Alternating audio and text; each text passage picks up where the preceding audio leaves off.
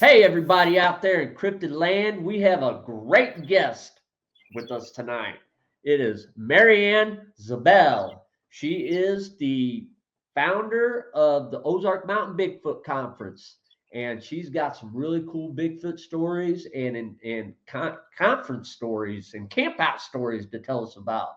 So join me and my buddy Dirty tonight on the Cryptid Quest Podcast. Hey, everybody out there in Cryptid Land, we have the honor of having Mary Ann Ziebell with us tonight. She is I guess, what would you call it, founder of the Ozark Mountain Bigfoot Conference? That's correct. All right. Yeah, that's my favorite conference, man, every year. So, Okay. Mary Ann, you want to start out by telling us a little bit about yourself? Well, what would you like to know? I mean, Everything. everything. Okay. What got you started? What got you started with the idea of starting the conference? Oh, it's really funny. We had been on a expedition in Kentucky, and some of the people there had been talking about, conferences and that kind of stuff. And actually, Mark DeWorth was there. He does the Ohio Bigfoot Conference. And I'd heard him talking about it, and we're driving home and I'm thinking, I don't think we have anything in Missouri, and I just all the way home, I just kept thinking about it. And so and when I got home, I started asking questions, asking people, hey, anybody doing anything? Do we have anything? Am I just oblivious here? And everybody's like, no, there's not anything going on. And I said, okay, well, I'm going to do it. So I remember, I think it was the second one is the first one I went to. I was so excited to find out that there was one here, and it was so close to where I was at. right. So, and I mean, and this, honestly, the Ozark, best place to have a conference like this. So you've been rolling and getting some pretty big names out there too. Yeah, we have. So this year, we've got some pretty good names. We have a local DA Roberts. He's out of Springfield and he's an author, and he goes out and does some exploring on his own. And so he's going to be speaking. And then we have Todd Neese, and he's originally from, the West Coast, and he's going to be coming in and speaking. And we've got Wayne and Brian are coming back this year, Oh, cool. Right. So Wayne's going to speak at the conference this time, and Brian is going to speak at the camp out. So, they're kind of switching roles up from what they did last year, but they'll be here. And David Zagan. Now he's basically a CSI for some portion of the Atlanta Police Department. He's going to come up and he's going to speak, but he's also going to teach us all kinds of forensic tricks when we camp out. Oh, that's cool. Right? He's going to teach how to cast. He's like, I love to teach. He said, I teach all the time anyway. So he's going to teach us all kinds of forensic things when we're camping out. So we've got that. And this year we have a new person that's going to be announcing, and that's RPG. Oh, that's my wife. My wife went to high school with him. Yeah. I saw, that you guys had some in common stuff, but he's going to announce for us this year, and he's also going to speak. So cool. All these people are going to go camp out too. So awesome. We are going to have an awesome time this year. Awesome. Great deal. So, and for people that are wondering, the campouts, they're awesome to begin with because everybody's talking about this and that, what they're up to, exchanging ideas and, experiences. And the first year that I went, there was an encounter in camp. Yeah. So, walked right through camp. So that was, that in and of itself is pretty wild. And what was really cool about that was everybody, I think when we finally spoke to everybody about that, everybody had something happen. Yeah. Now, so like one of the girls saw it. My husband heard it. Well, it was on the last night. I was exhausted. I'm out like a light. I didn't get any of it, but everybody had something, and we could track it around camp off the timeline, let alone did Shane Carpenter get out and track it, which Shane's going to be at the camp out and conference and speaking again. Good deal. So he'll be bringing us up to date on anything that's going on in the 400. But yeah, we had in camp that year.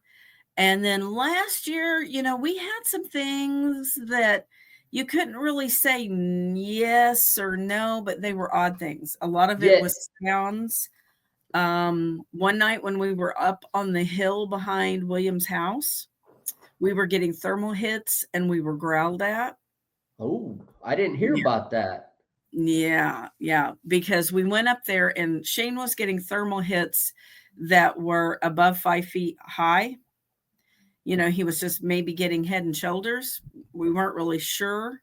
And so as the group was winding up the hill, the back half of the group got growled at. Oh, man. And somebody actually, like early in the morning, caught some wood knocks from what I understand. I think Will might have sent them to me. But they were about about 2:30 in the morning.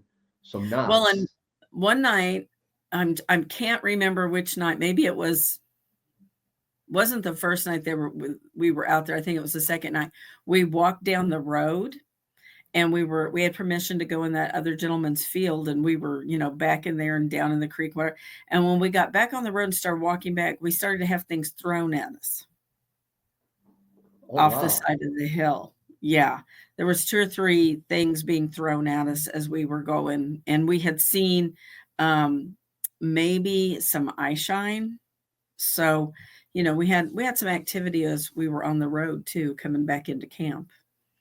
So I don't know when the last time you talked to Will was, but I know earlier I guess it had been late winter, early, right before spring.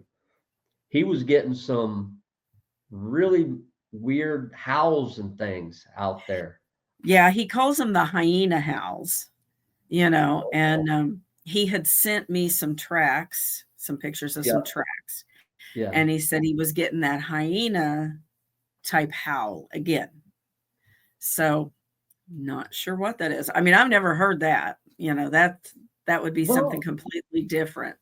It would be. And actually, he didn't describe it as a hyena howl to me, but I did an interview with a guy, Ryan Tremblay, and the creature he described seeing, he said looked like a hyena in the face. Mm-hmm. Really?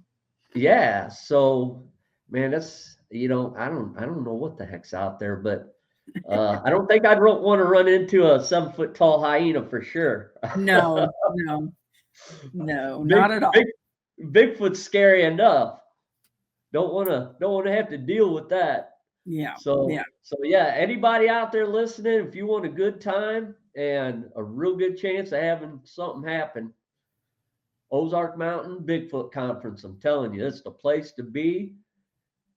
Yes. To have a good time and possibly have an experience, because like you said, just about everybody that goes in things has some type of experience. It's not like a huge group. I mean, it's big, but it's small enough to where, you could still split up into groups and do some legit investigating. Yeah. We try to keep it around, between 30 and 40 people. Cause like, not everybody wants to go out at night. So a lot of people stay in camp, which there's all kinds of stuff that happens in camp. You don't even have to leave camp. Yeah. We've had them banging on that equipment. We've had whistles, they walk through camp. I mean, we've had all kinds of things happen out there. So, it's a small enough group. And I think they just are incredibly curious, because we show up out there, we mill around, we cook, we do whatever. And it's like, they have to be just watching us going, what are they doing?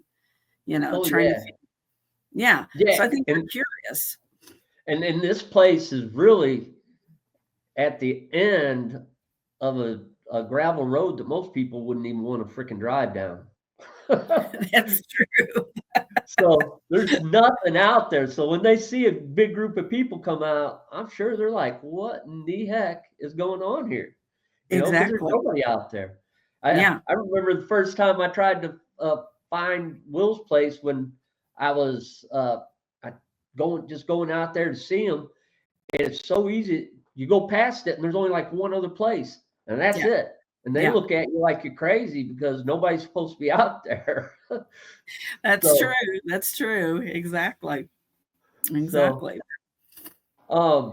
So anyways, what kind of other experiences have you had? I mean, obviously you've had the ones at the conference and at the campouts, but what else are you up to, and what kind of good encounters do you have? I know you have to have some.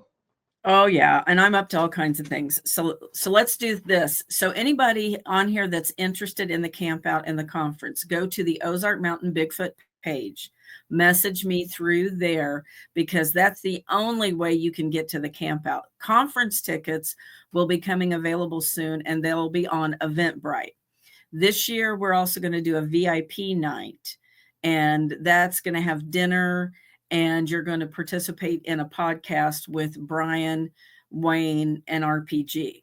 So we're going to do, we're adding a night to it this time, but the camp out is primitive and will be right after the conference. I mean, we literally leave the conference and go camp out. So if anybody's interested, message me on Ozark Mountain Bigfoot Conference page on Facebook. So the first time I ever had an encounter, I was actually on a BFRO expedition. And I have always, been interested in Bigfoot, anything, Loch Ness, anything like that. I was interested in it, and found out that they did expeditions. Didn't even realize, they did them, because for the longest time I thought Bigfoot was a West Coast thing. Yeah. And so I found out and started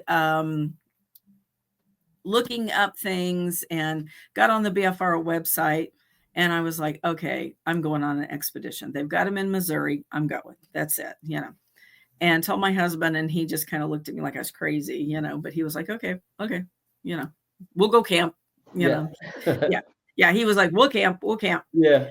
So, we met this group, which my kids were dying. They're like, Mother, you're going into the woods with 40 people you don't know. They thought we'd lost our minds, right?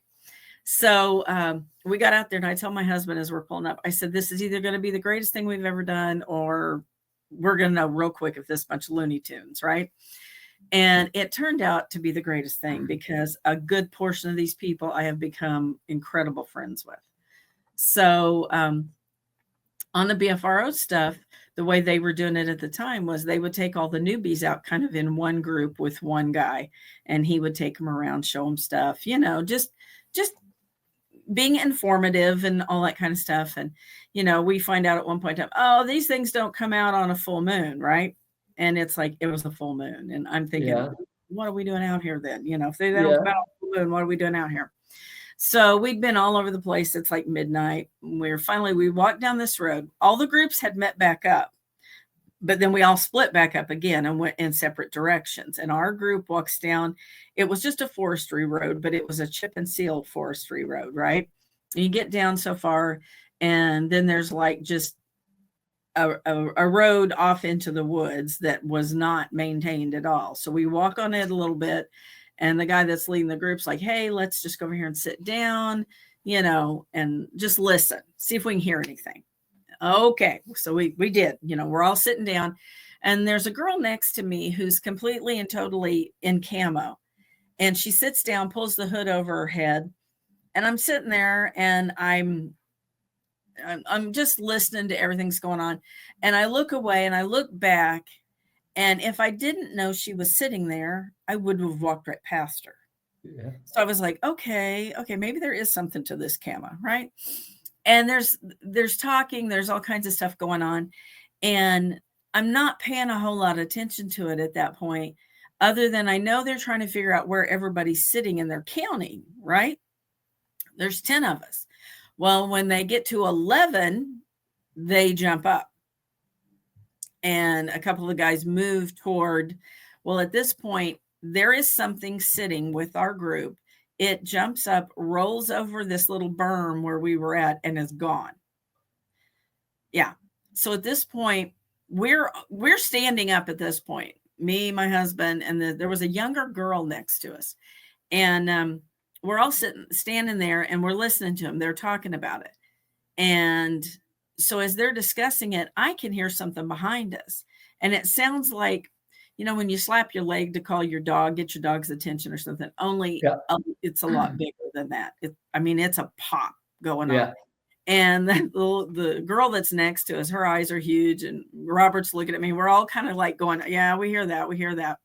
And so at that point, I turn around and I took about 5 steps toward that, because I'm trying to see and hear, and about that point in time, it's about 25 yards from us, and it steps out from behind the tree, and you can see it. It's a large, upright, hairy, whatever, right? You can't see the details of the face because of the full moon, but you can see, you could just see this very large, upright figure. Step completely out. It wanted us to pay attention to it. And then it steps back to the other side of the tree.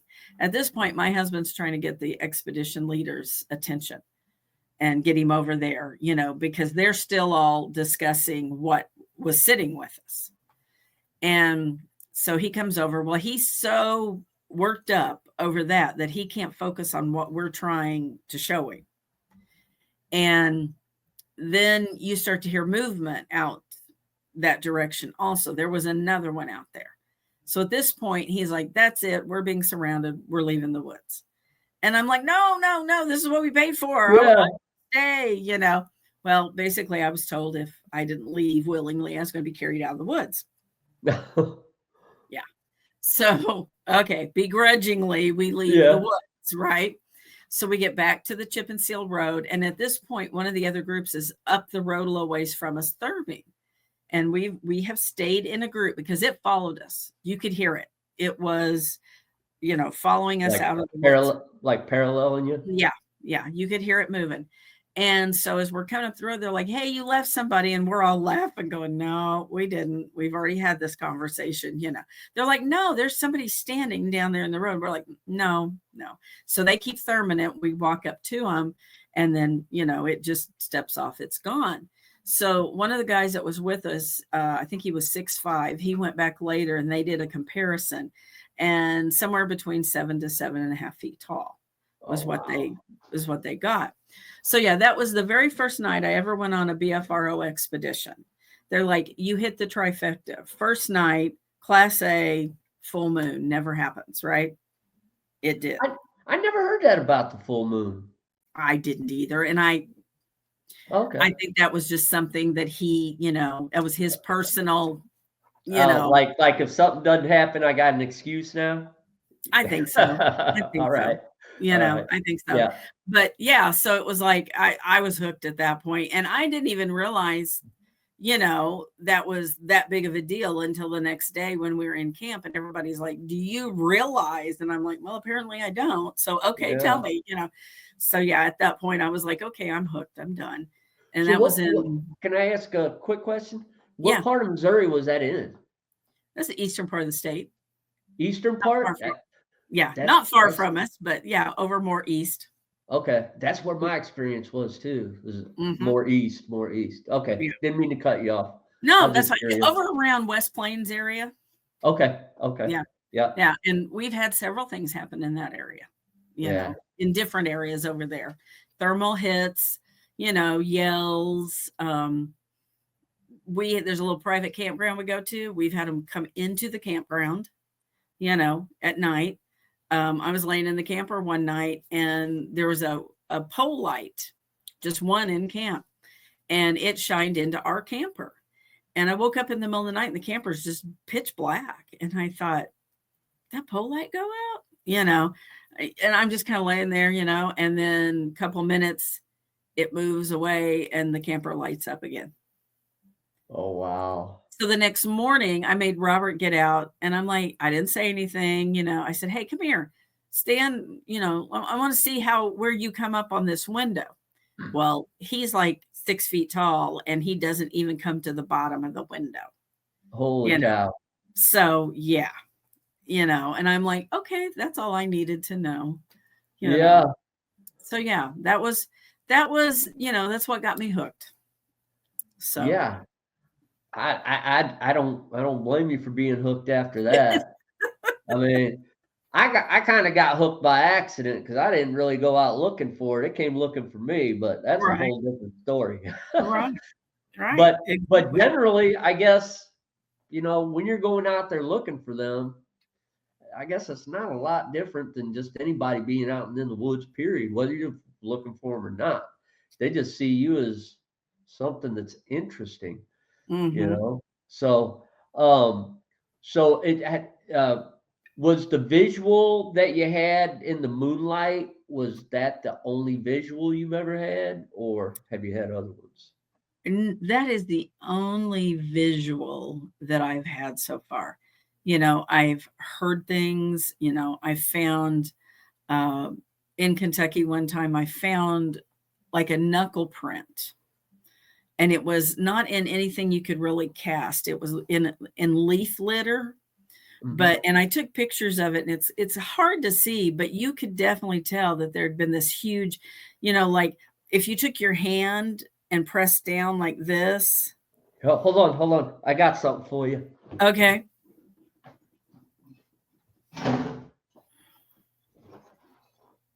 Yeah. All right. Just like that. You could see the thumb, you could see the knuckles and everything. That is kind of cool because you can see the thumb on this one too. Yeah, exactly. Wow. Yep. But it was in leaf litter, so we couldn't cast it. Yeah. And we were on private property there, and it was a new trail the owner had just opened up for us, right? We were the first ones that had been on it. And, we're walking back, and somebody, we'd got a couple of knocks in the middle of the day. I mean, because we're down there at noon walking around in this place. And there's this guy that had one of those banshee whistles, and I didn't know what it was. Banshee whistle? That. Oh my gosh. What is that? It's the most god-awful scream you will ever hear. And he goes, hey, I'm going to do this whistle. We didn't know what he had. He did that, and we got a reply. And I looked at him, and I'm like, you know me doing that again. I don't think they liked that, because there was a reply to that real quick. And after that, we left, we went ahead because we were kind of on our way out. We left. We were going to go back down there that night. So my husband ended up not feeling well. So we stayed at camp because a lot of stuff would go on in camp there. Well, it was funny. So I think there was 6 guys that went down there. A couple of them ex-military, all good-sized men, right? They came out of the woods like their butts were on fire. They got to a certain point down there, and there was a big log that we had climbed over. And on the other side of the log is where I found the knuckle print.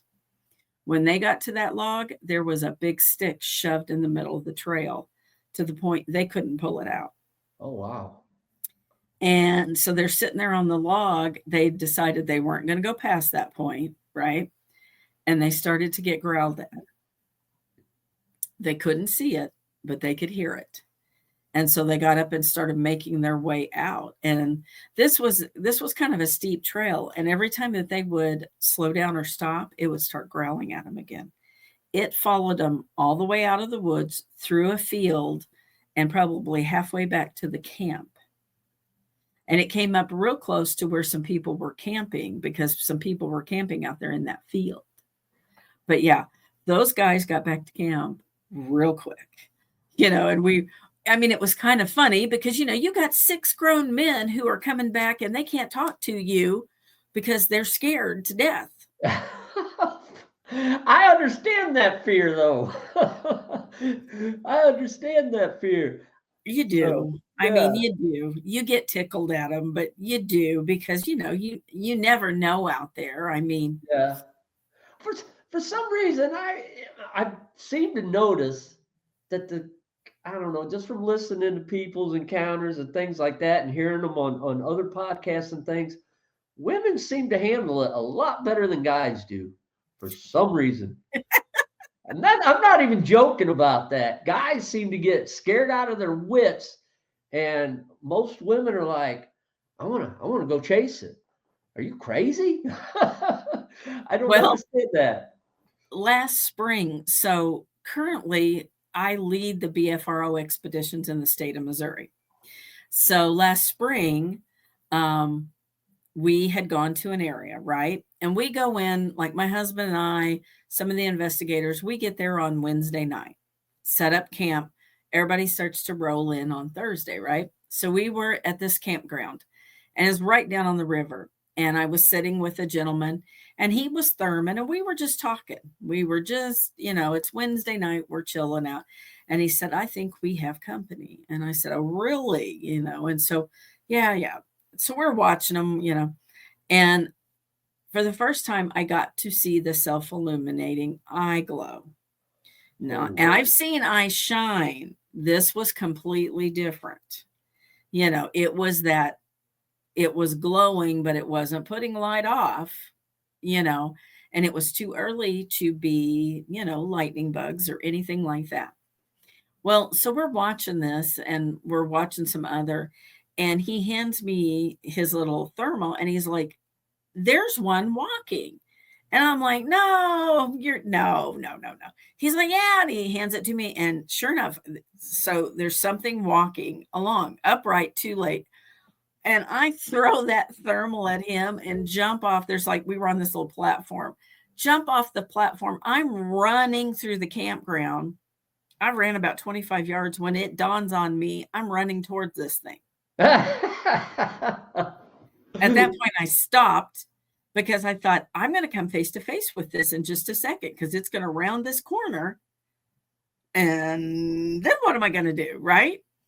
So I stopped at that point. I mean, it was like all of a sudden I did get my senses back and I stopped and I'm standing there. Well, it was one of the guys in the group. oh man. We didn't know he had been sitting down on the gravel bar. Now we still saw the eye shine and other stuff. And that was that wasn't him. That was Okay. not him Okay. because it was a little farther down.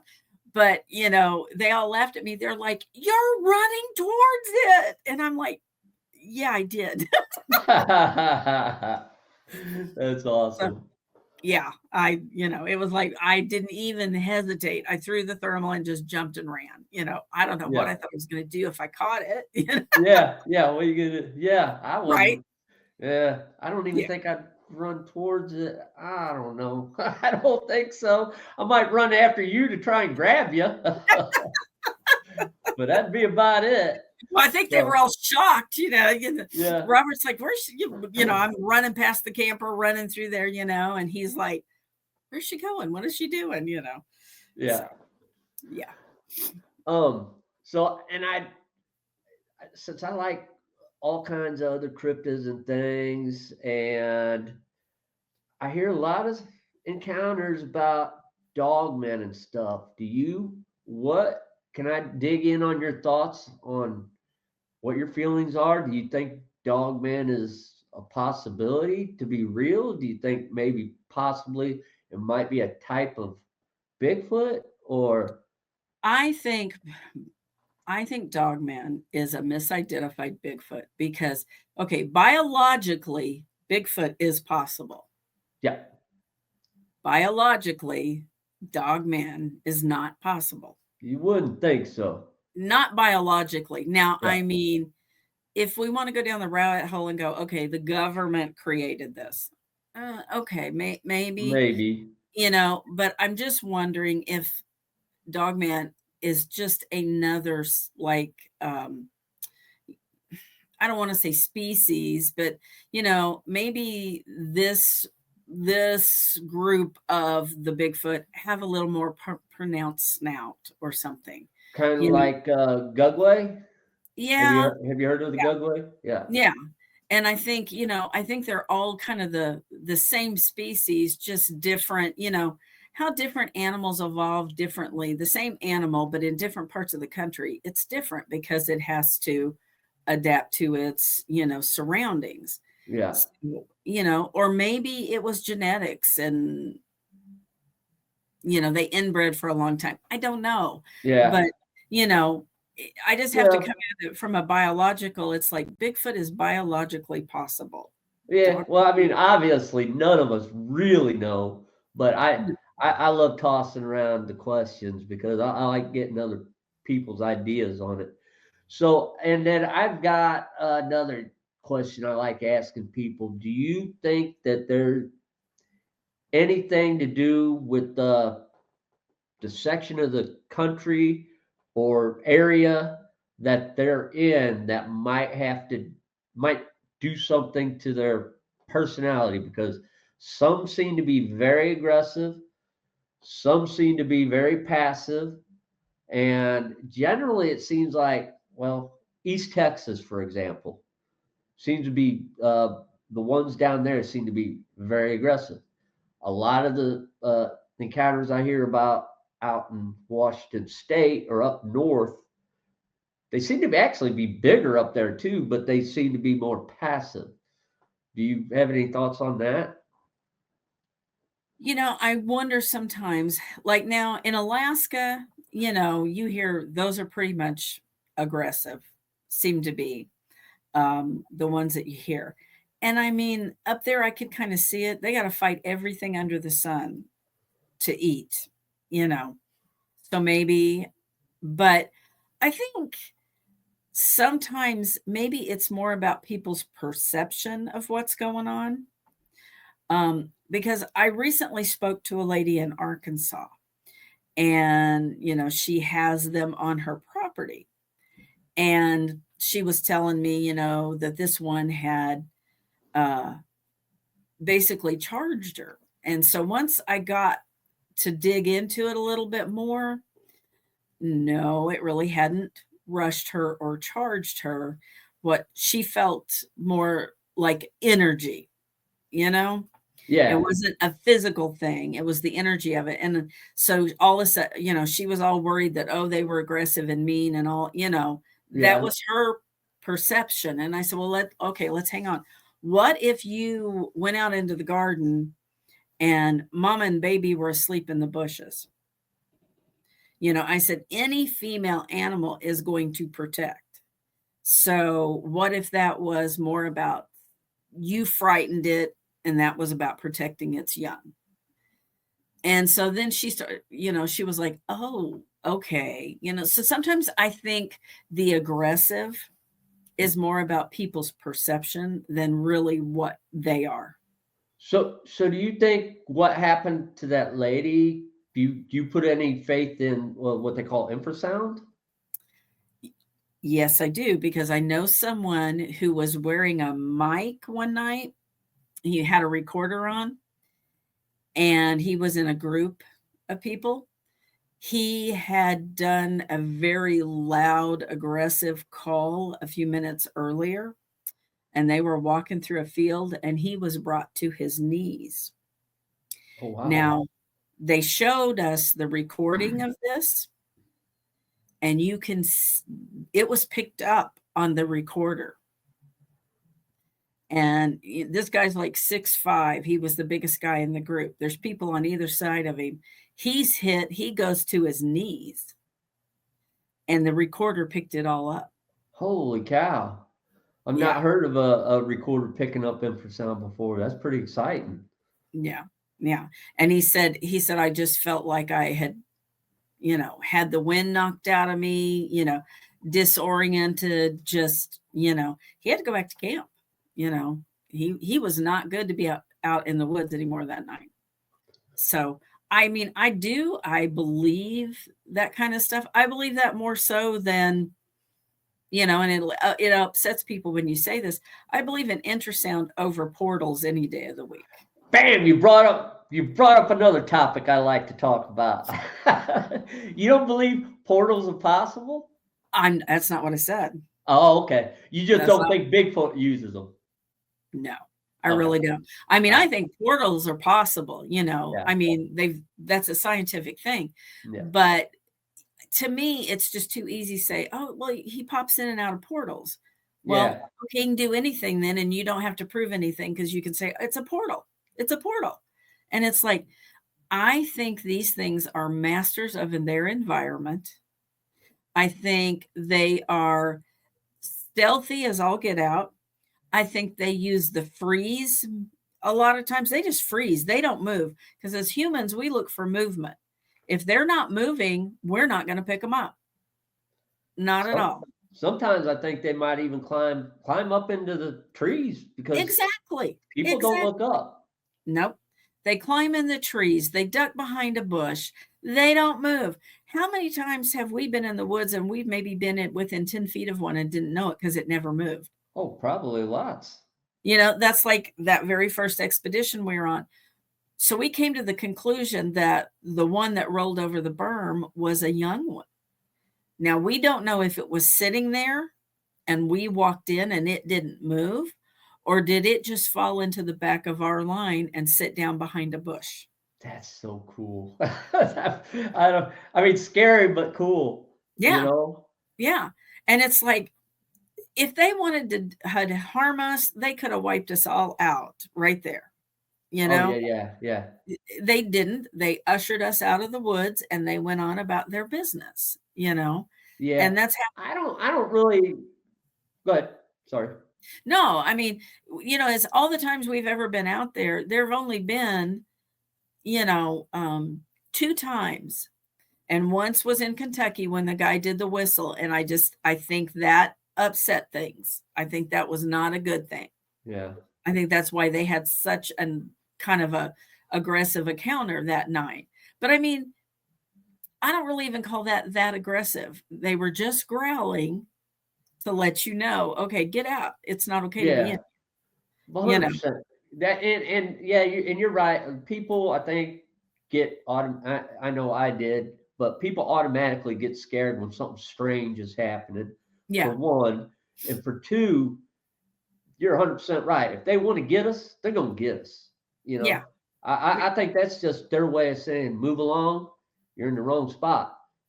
If they wanted to reach over and pop our head like a freaking grape, they could. Yeah, But exactly. yeah, because I mean, the strength they have. I mean, I don't know for a fact, but when they say the green trees that they twist, I couldn't even see the world's strongest strongman doing that to some of the things they do. Right. I mean, it's nuts. And then another thing when we're talking about like the portals, because I had a discussion with somebody not long ago about this too. It's kind of like, to me, another thing besides the trees is kind of like when you're watching deer or any other kind of nature. It can be right there in front of your face, and then takes 2 steps, and all of a sudden it's just gone. Yeah. You might walk behind a tree, and then there's an open field on the other side, but it never comes out in the field. Where'd it go? Well, Yeah. Nature has a way of doing stuff like that in the woods is their home. Yeah. Well, and So we're so conditioned to, being in front of a screen. We're not out there paying attention, no. People are so busy with their phones, computers, things like that it takes them forever to detach from that and unwind and start to get back into being into the woods. Yeah. And so it's like, it's no wonder people don't see these things because they don't know what to look for anymore. Yeah. So, and then have you ever seen an orb? Oh, yeah. Okay. Do you think there's any connection with Bigfoot and orbs? Nope. No. What No. are your Now, thoughts? was I Bigfooting when I saw the orbs? Yes. Do I See? think it's connected? No. Okay.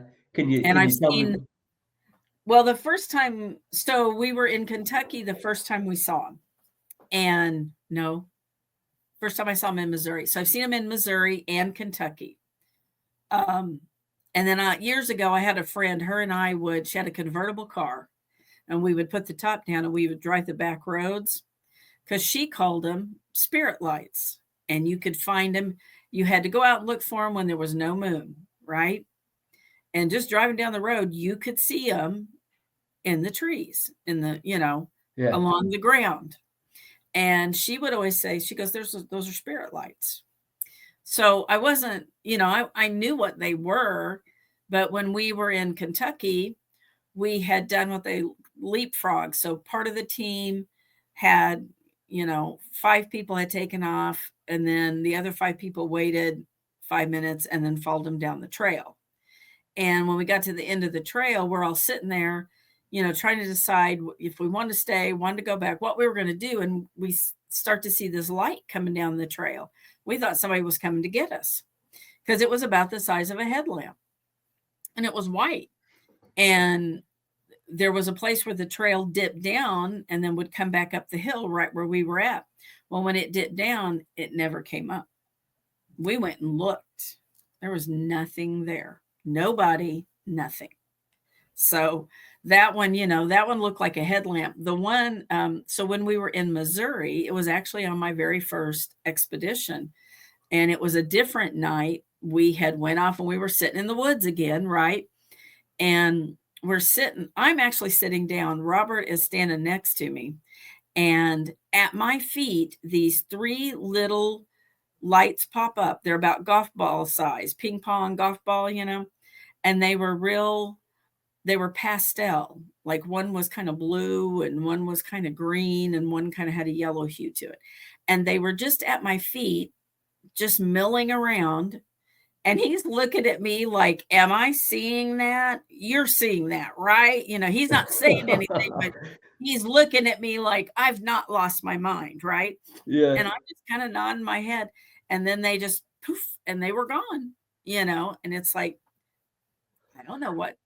I know. That's part of this mystery that really intrigues me, because I've seen one orb, and it was in the spot that I had my Bigfoot experience.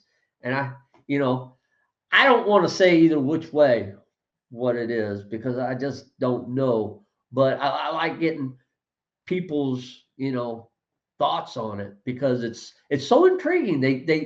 They seem to be in the same areas, but they don't really seem to interact. Right. It's like the night I had my Bigfoot experience was not the same night I had my orb experience. Mm-hmm. So, but it was the same general area. Yeah. But they always seem to happen in this. But maybe that's just areas of high energy or something. I don't know. Yeah, I don't know. I mean, we hadn't had anything really when we were in Kentucky at that point. I think that was the first night. It was the last night that everything happened out there. But that same night, as we're walking back on the road, all of a sudden there's a stick comes flying out of the trees, at us. Yeah. And we walk into this sickening sweet smell all at the same time. And so the next day when we were going to the store, I'm looking along the side of the road because I'm thinking, okay, maybe I walked into some flowers or something, right? Stirred up flowers. That whole field had been mowed. There wasn't anything.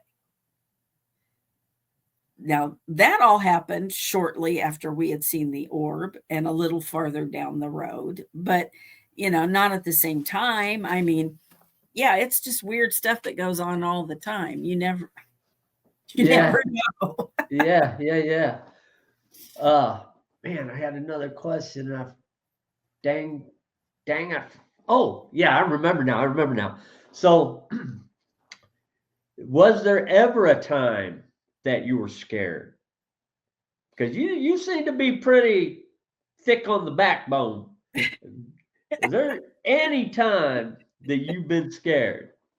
Well, I've had a couple of times where, so one of them was, it was the second night of that very first expedition. It was right before we saw the orbs.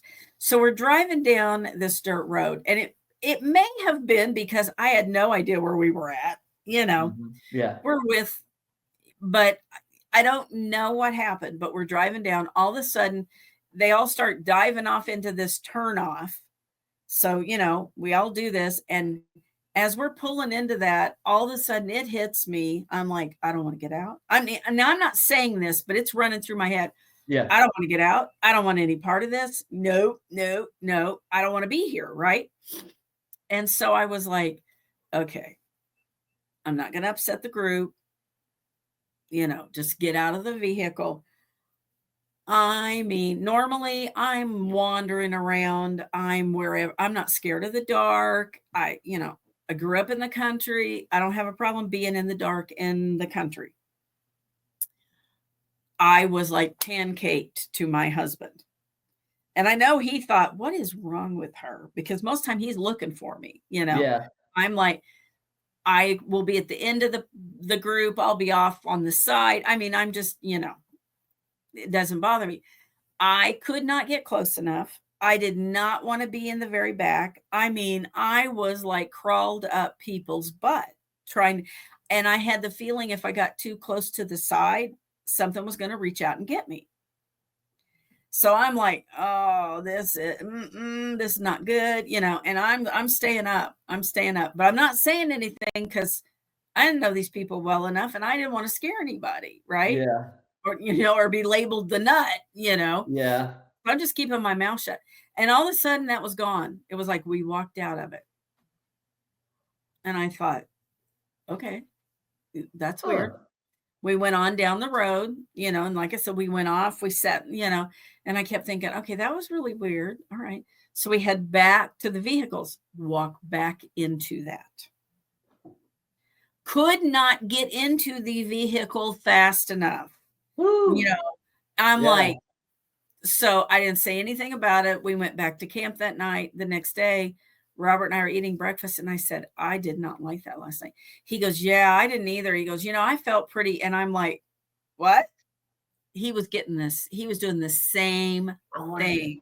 I wonder how many other people were thinking the same thing and not reacting. I wonder because we were all bunched up together in a small group. And that's not normal because usually when we're on a road, we're like strung out. Yeah. Yeah. No, we were like bunched up. So I wonder if a lot of them weren't feeling that. I wonder if that might have been another infrasound situation because you can't hear infrasound. I mean, It's inaudible to our ears, but it can be recorded, like you said.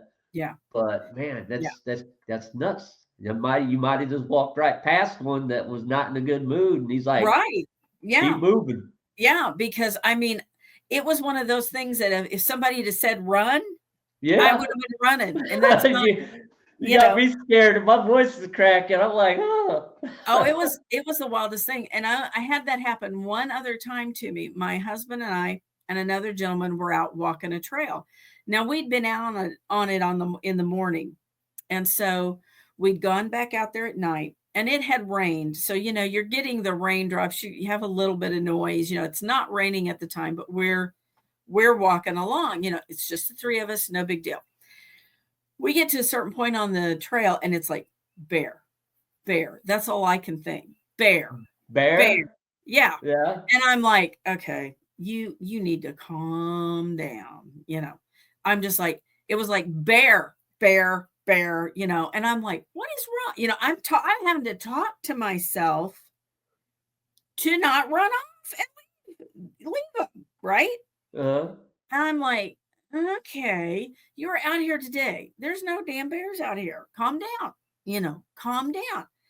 It was all I could do not to keep from running off that time, and I'm like, I'm not saying anything. I'm staying with them. They're just walking along. No big deal. We come back. I'm still having a little bit of, I'm still having to talk to myself. So we come back, we have to go over a bridge to get back to the truck. And we're walking up to the truck, and Robert is like the last one. And he hits the truck, the lights on the truck. As he's doing that, I'm starting to turn to say something to him.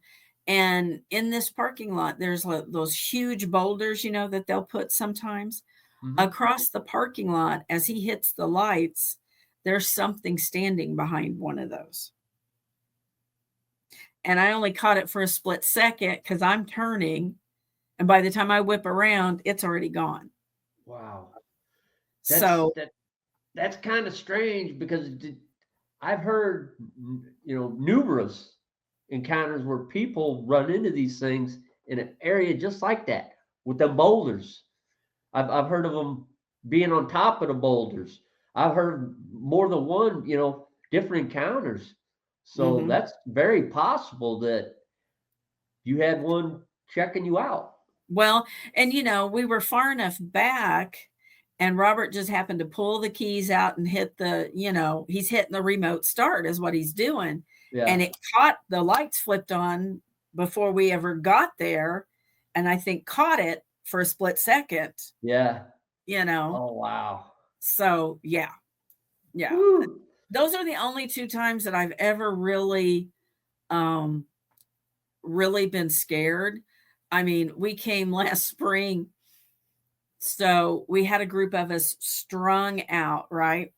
And Robert was a little ways down the trail from us, and me and Shane and his girlfriend, and her and I kept hearing something, and we kept telling him, and he's like, he's Thurman, and he's like, are you guys, we're like, yes, we can hear something moving over there. Is it, what are we hearing? Is it a deer? That kind of stuff, right? We're trying to figure it out. And he keeps on, and all of a sudden because he's got a pretty expensive, monocular thermal. And he starts, what the F is, what the, and I'm like, dude, you cannot say that when we can't see, Yeah. And he just keeps dropping the F-bomb, and I'm like, okay, this is not good, So he grabs me and he goes, you stand right here, hold this, I'm going in. He goes, you got to have my back. And I said, okay, and his girlfriend, first time we've ever taken her out. I know she thinks we're nuts, Yeah. And so he takes off, and you hear him chamber one. And Robert's about 25 feet down the trail, and he whirls around so fast because, that out there in the middle of nowhere echoes, and he didn't know what was going on. And I'm standing there, Thurman, and Shane's like, you got my back. I got your back. Keep going. All I see is you. Yeah. So we had caught something on Therm, right? We couldn't get back to camp fast enough because I had my laptop. We could look at it, right? And so he's caught this thing that pops up out of the creek. It stands up on two legs, holds onto the tree, looks around one side, looks around the other side. We're like, oh my God, we got the money shot, right? We got the money shot. We couldn't believe it. Could not believe it. And so, I mean, you get a full frontal, the whole 9 yards, we're just like, so he's like, okay, we need to vet ourselves before we, I want somebody else to look at this. I said, absolutely. Yeah. Absolutely. So the next night, his buddy brought a drone in. We did the same area, right? Upright something again, trying to figure out, okay, what, send it off to Hollywood to a producer, right? It's a damn bear. Oh, no. 2 frames that you could see the snout and the ears. Oh, man. Oh. Because otherwise it looked like a Bigfoot. Yeah. Oh my gosh. That's nuts. I had a bear scare the crap out of me one time too when I was out Bigfoot hunting. I thought it was a Sasquatch on all fours running through the field. And the field, the grass was like 4 foot tall, so all I could see is this black streak going through. and there's not a lot of bears in Missouri. So the last thing I was thinking was bear, and it darted. I was driving my truck down this trail, and I had a campsite where I was cooking some bratwurst, and I guess that's what drew it in.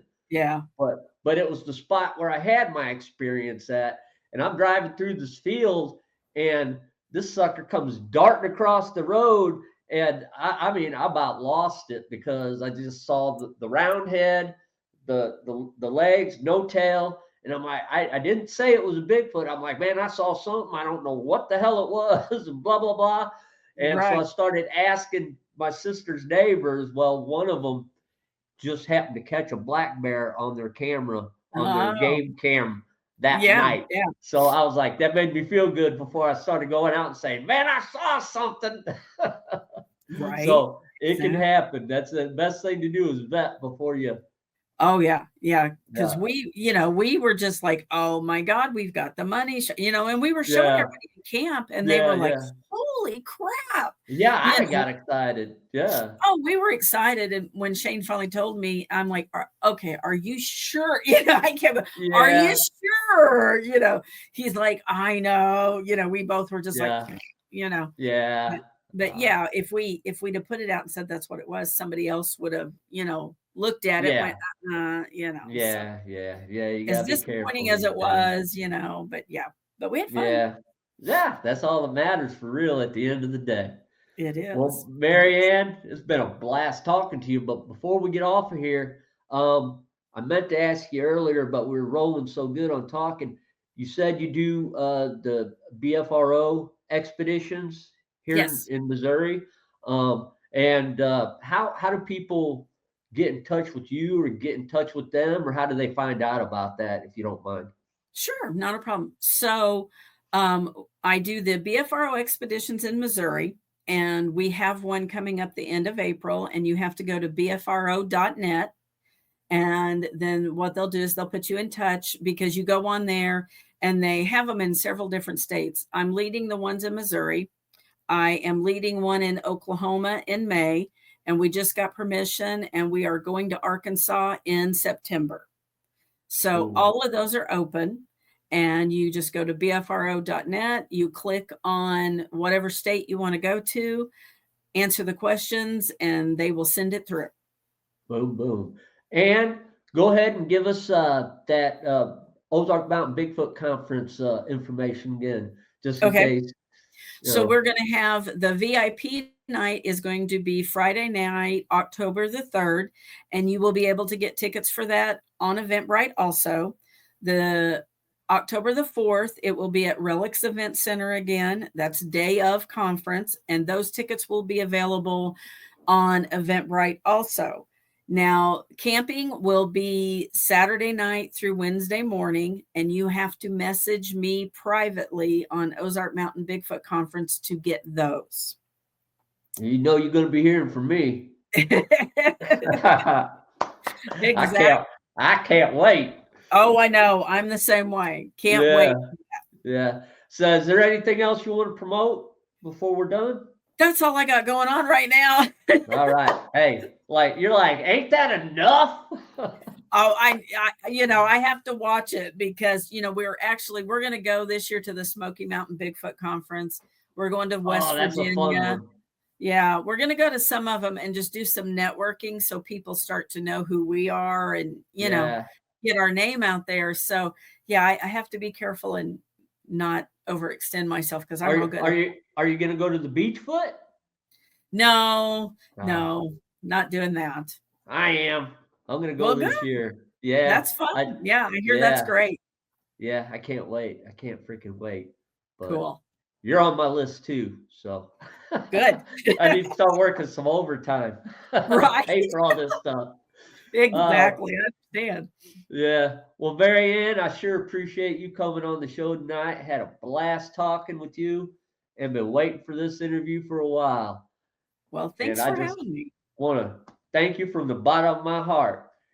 And everybody out there in Cryptid Land, keep it creepy. Yeah. Out in the woods where the shadows creep. I'm trying to find a legend that the people keep.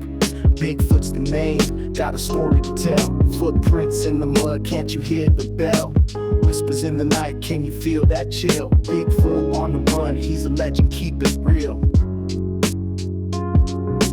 Bigfoot, yeah, he's the talk of the town. Creeping through the trees, never wearing a frown. Legend of the forest, he's got a big stride. As the trap beats thump, you know he's got pride.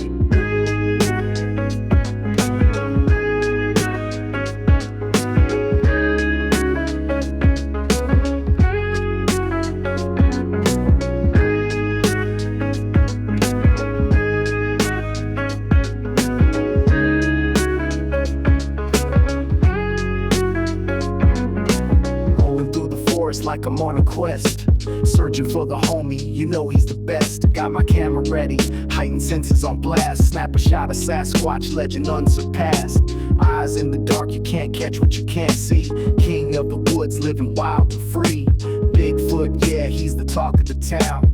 Creeping through the trees, never wearing a frown. Legend of the forest, he's got a big stride. As the trap beats thump, you know he's got pride.